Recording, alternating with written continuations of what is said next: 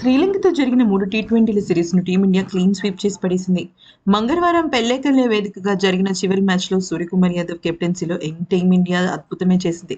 Almost ఓడిపోయిన మ్యాచ్‌లో గెలిచి ఔరా అనిపించింది. ఊహకందని విధంగా సాగిన ఈ మ్యాచ్ నరాలు ఉత్కంఠభరితంగా జరిగి ఓ సూపర్ ఓవర్‌కి వెళ్ళిందంటే అసలు ఏ రకంగా మ్యాచ్ వెళ్ళిందని చెప్పొచ్చు. అంతిమంగా భారత జట్టు విజయం నిలిచింది. అయితే ఈ విజయం ఏదో గాలివాటు విజయం అని మాత్రం అనుకోవడానికి లేదు. ఎందుకంటే ఇందులో గౌతమ్ గంభీర్ మాస్టర్ మైండ్ పడిన కష్టం చాలా ఉంది.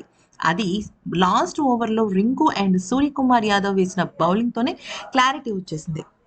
జరిగిన విషయం ఏంటంటే రెగ్యులర్ బౌలర్‌లో సిరాజ్ సుందర్ బాగా బౌలింగ్ చేసినా చివర్లో అద్భుతం చేసింది మాత్రం పార్ట్ టైమ్ స్పిన్నర్‌లు రింకు, సూర్య అని చెప్పుకోవాలి.